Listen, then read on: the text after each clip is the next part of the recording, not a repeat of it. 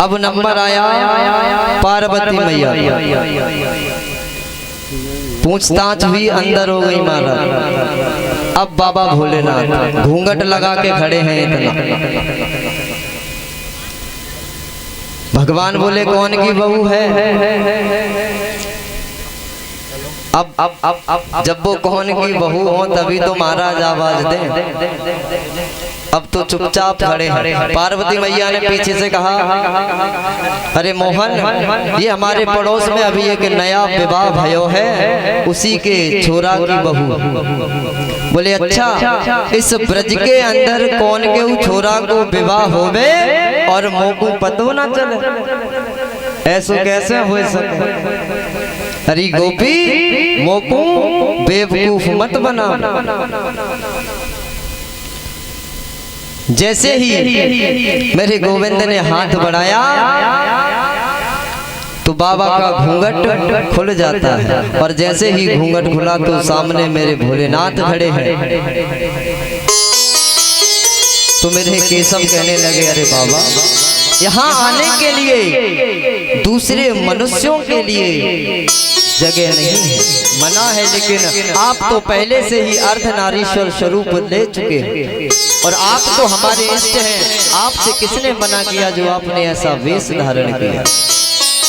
तो बाबा कहने लगे, हे इष्ट, आप तो जानते हैं कि जब जब इस धराधाम पर आपका अवतार होता है तो उस समय मैं आपकी लीलाएं देखने के लिए अवश्य आता हूँ, चाहे मुझे कोई भी रूप लेना पड़े।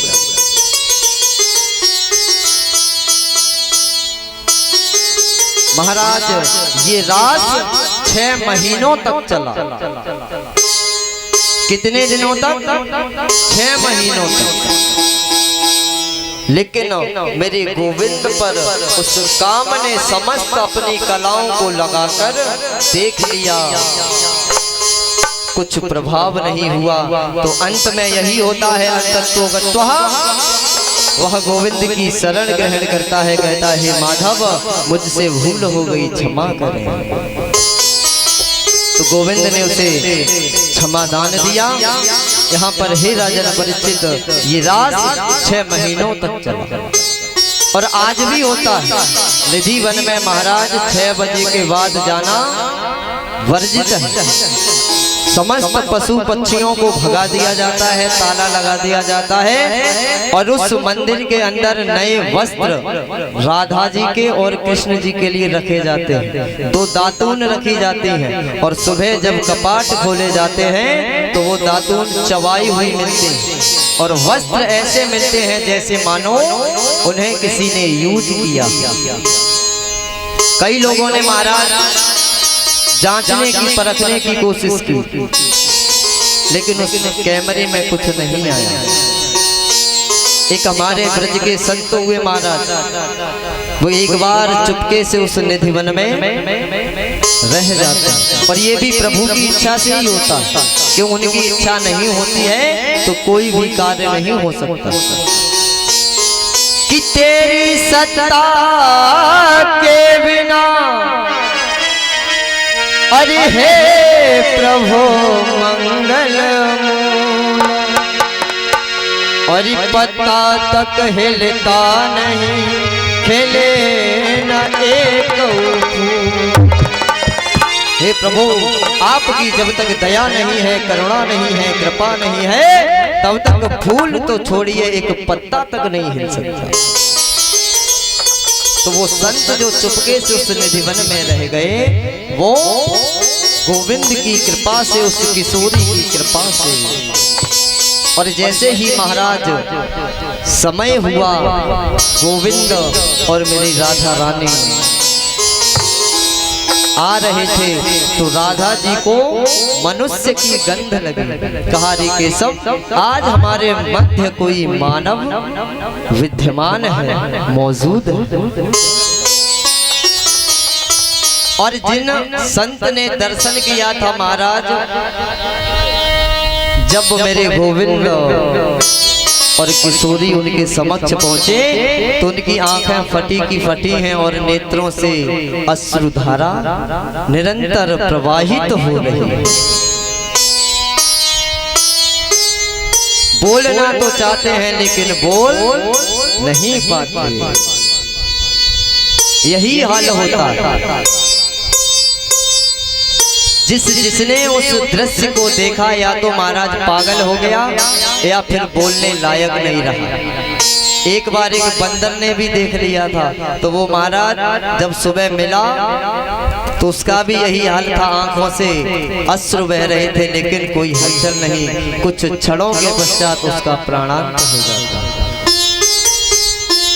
ऐसा नहीं है कि रास उसी समय हुआ था, रास महाराज आज भी होता है और प्रतिदिन होता है। रात्रि के समय महाराज निधिवन के आसपास जितनी भी बिल्डिंगें बनी हुई हैं सभी को ब्लैकआउट कर दिया जाता है, पर्दों से ढांक दिया जाता है, लाइट नहीं जाती उसमें।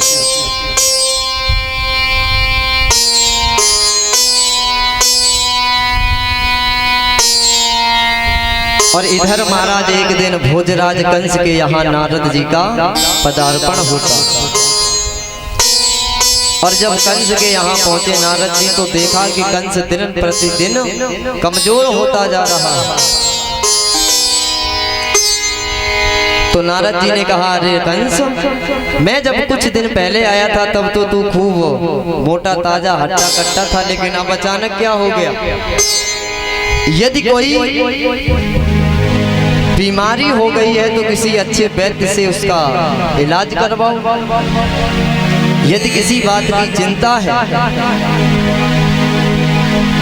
तो अपने मंत्रियों से, अपने ज्योतिषाचार्यों से सलाह लीजिए, उस कार्य को कीजिए।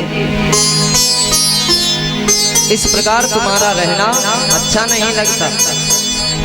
तो कंस ने कहा, अरे प्रभु, हे ऋषिवन, आप तो मेरे दुखी होने का कारण जानते हैं कि मेरा काल इसी मथुरा नगरी में रह रहा है और अभी तक तो मैंने जितने दैत्यों को भेजा किसी ने आकर मुझे ये नहीं बताया कि कन्हैया मोटा है, काला है, गोरा है, पतला है, छोटा। अरे कोई तो बताता, किसी ने नहीं बताया।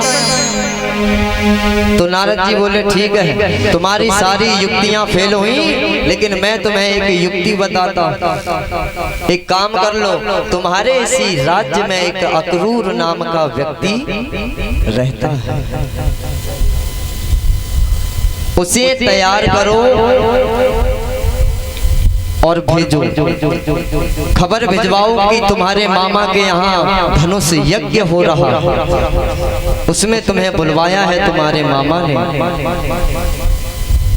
और अक्रूर ही एक ऐसा व्यक्ति है जो तुम्हारे भांजों को तुम्हारे पास ला सकता है। महाराज, अक्रूर की परिभाषा देखो, व्याकरण के स्तर से तो अमाने नहीं और क्रूर माने क्रूर, यानी जिसका स्वभाव क्रूर ना हो, यानी जो सीधा साधा विनम्र हो।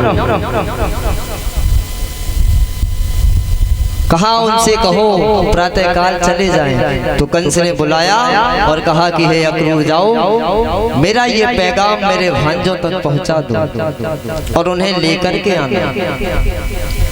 तो अक्रूर महाराज अपने घर गए और प्रातः काल होते ही उन्होंने अपना रथ लिया और रथ में विद्यमान होकर विराजमान हुए और चल पड़े। जाते जाते सोचते हैं कि मैंने अपने इस जन्म में कोई ऐसा काम तो नहीं किया जिससे कि मैं प्रभु की सेवा में जा रहा हूं और मुझे अपने कई जन्म याद हैं। मैंने कोई पापों की तो कह नहीं सकता, लेकिन कोई पुण्य नहीं किया, कोई दान नहीं किया, कोई जप नहीं किया, कोई तप नहीं किया, लेकिन पता नहीं क्यों वो मेरे गोविंद अपनी सेवा में मुझे बुला रहे हैं। आज अक्रूर महाराज जा रहे हैं और कहते हैं क्या कि जप किया नहीं, तप किया नहीं, हे गोविंद, कि जप किया नहीं, तप किया नहीं, और कुछ दान भी हमने है दिया नहीं हो, दिया नहीं।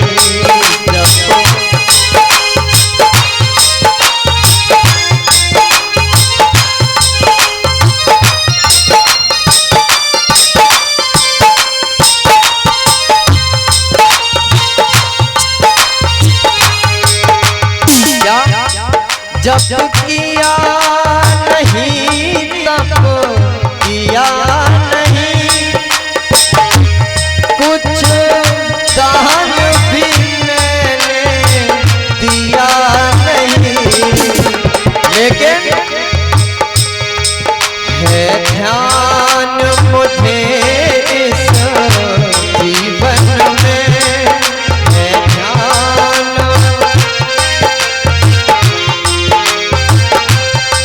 कृष्ण का नाम भी लिया नहीं हो, लिया नहीं।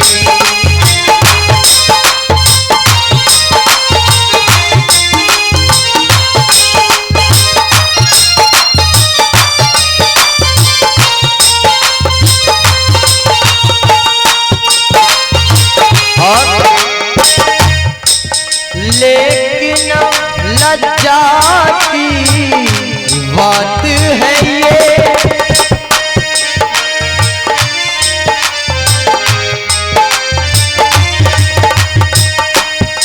मैं कंस दूत कहलाता हूँ। हरि बोल।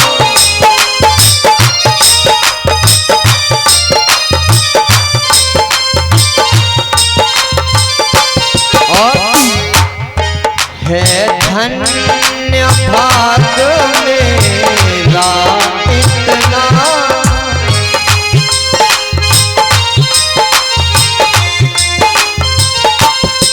है धन्य भाग मेरा इतना, प्रभु की सेवा में जाता हूँ, जाता हूँ।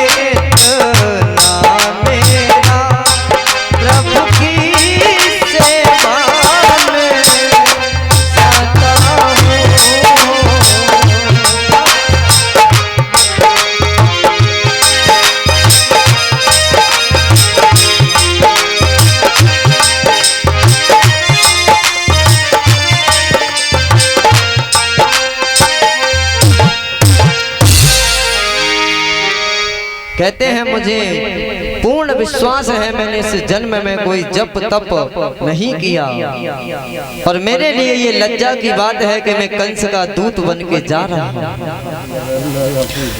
कि ददर्शं कृष्णं रामं च व्रजे गोदोहनं गतौ, पीतलीलं बर्धरौ सरदम्बुरे क्षणौ गतः।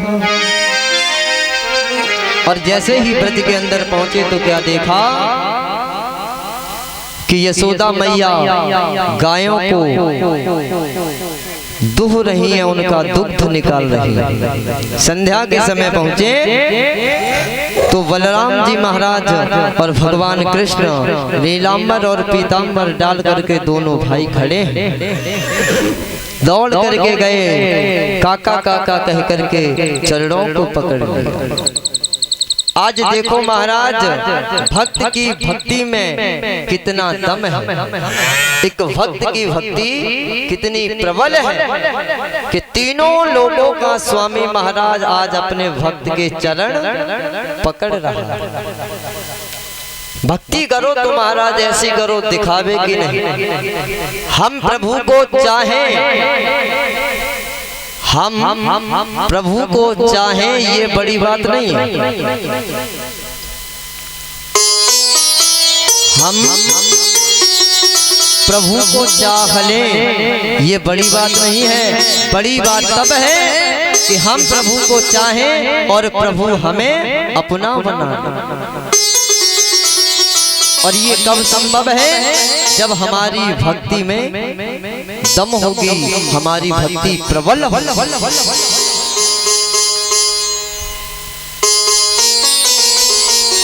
अंदर ले जाते हैं, जलपान कराया। नंद बाबा घर पर नहीं थे। मैया ने आगत स्वागत किया, पूछा कैसे आना हुआ? बोले कुछ नहीं, ऐसे ही निकल रहा था तो सोचा दर्शन करता चलो। बोले ठीक है, आप विश्राम करिए। अक्रूर महाराज लेट गए तो बलराम जी और भगवान कृष्ण दोनों चरण चापने लगे। चापने का मतलब समझते हो? हाँ जी, चापने का मतलब समझते हो? कम से कम मुंडी तो हिलाओ जिससे पता लगे कि हाँ समझ आ रहा है या नहीं आ रहा है।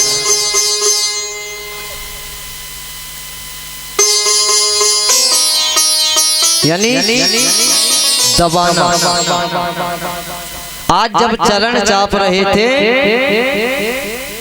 तो बलराम जी महाराज ने कहा, अरे कन्हैया, काका आए, जलपान किया और चुपचाप लेट गए। अभी तक इन्होंने यहाँ आने का कारण तो व्यक्त ही नहीं किया, वर्णन ही नहीं किया।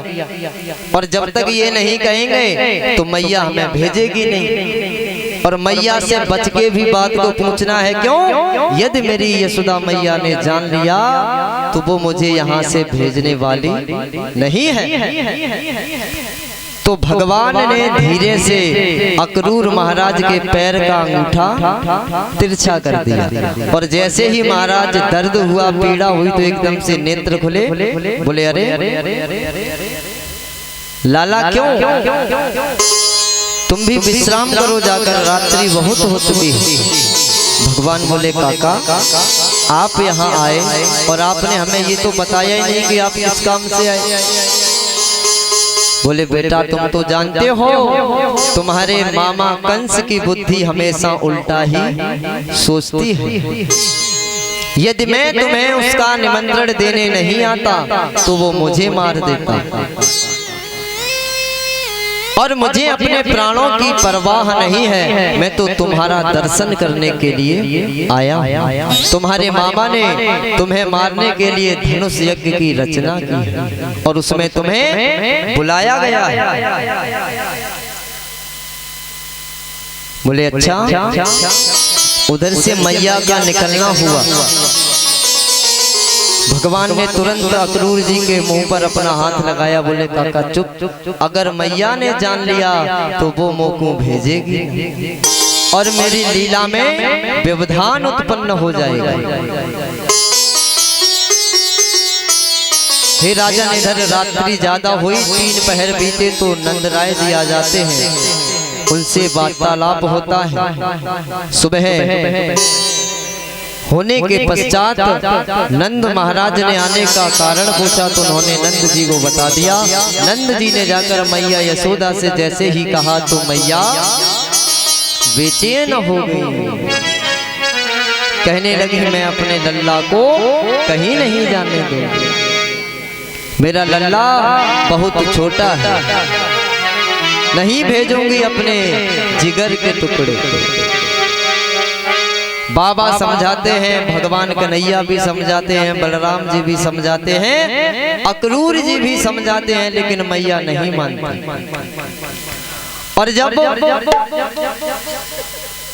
समझाते समझाते बहुत समय बीत गया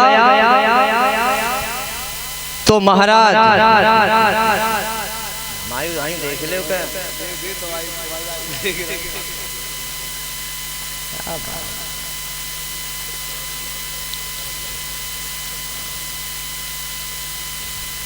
प्रेम से बोलिए गोविंद भगवान की, बोलिए बांके बिहारी लाल की। जय जय श्री राधे श्याम। आज अक्रूर जी महाराज ने निवेदन किया, सांत्वना दी कि मैया लाला को भेज दो। भगवान ने भी कहा रे मैया क्यों दुखी होती, मैं आज जाऊंगा, कल रुकूंगा और परसों आ जाऊंगा। मैया दुखी ना हो, मैं कहीं दूर थोड़े ही ना जा रहा हूँ, ये गोकुल रहा और गोकुल के बगल में मथुरा। आज जाऊंगा, कल मामा के यहाँ धनुष यज्ञ में भाग लूंगा, परसों तेरे पास आ जाऊंगा। बोले सच लल्ला? भगवान बोले हाँ मैया। इधर महाराज जब गोपियों को पता लगा कि आज कन्हैया गोकुल को छोड़ करके मथुरा जा रहा है,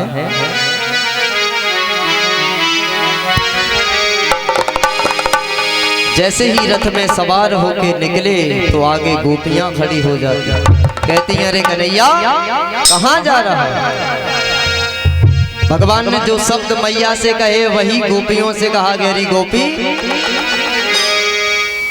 मैं मथुरा जा रहा हूँ। बोले कब आएगा? बोले आज जाऊंगा, कल रुकूंगा और परसों आ जाऊंगा। गोपियां बोली मैं जानती हूँ तू बहुत बड़ा छलिया है, लेकिन तू हमारी भावनाओं को नहीं समझता है। कहती हैं गोपियां हे लाला कि श्याम गोकुल से मथुरा कब जाओगे, और श्याम गोकुल से मथुरा कब जाओगे, और खाओ मेरी कसम कब आओगे। हाँ कब जाओगे, खाओ मेरी कसम श्याम गोकुल राधे गोकुल गोकुल श्याम गोकुल।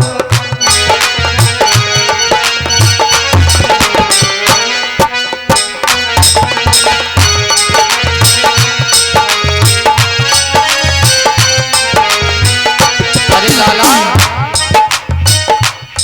श्याम गोकुल से मथुरा कब जाओगे, हो श्याम गोकुल से मथुरा कब जाओगे, और खाओ मेरी कसम कब आओगे।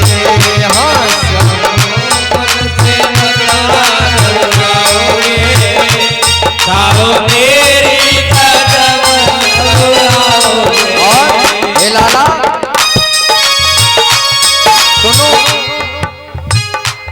वहाँ माखन से मिश्री नहीं पाओगे, वहाँ माखन से मिश्री नहीं पाओगे, खाओ मेरी कसम कब आओगे।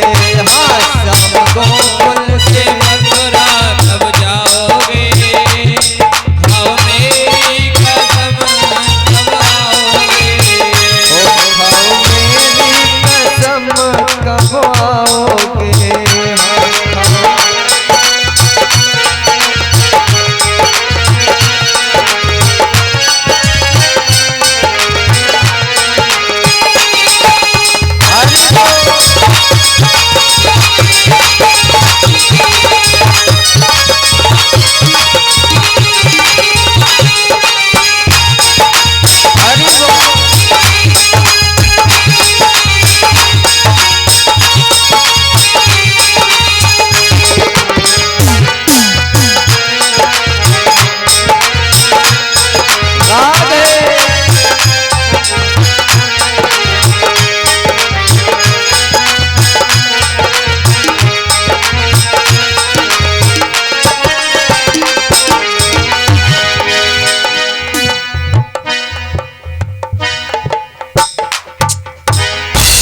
प्रेम से बोलिए गोविंद भगवान की जय, बोलिए बांके बिहारी लाल भगवान ने वही कह दिया, आज जाऊंगा, कल रुकूंगा, परसों आ जाऊंगा। गोपियां कहती हैं अरे लाला तू मुझे मूर्ख मत बना, मैं तेरे स्वभाव से अच्छी तरह परिचित हूँ, तू बहुत झूठ बोलता है और मैंने तुझसे प्रेम किया, प्रीत की, यही तो मेरी गलती हुई। क्या सुन और सुनता जा, मुझे पता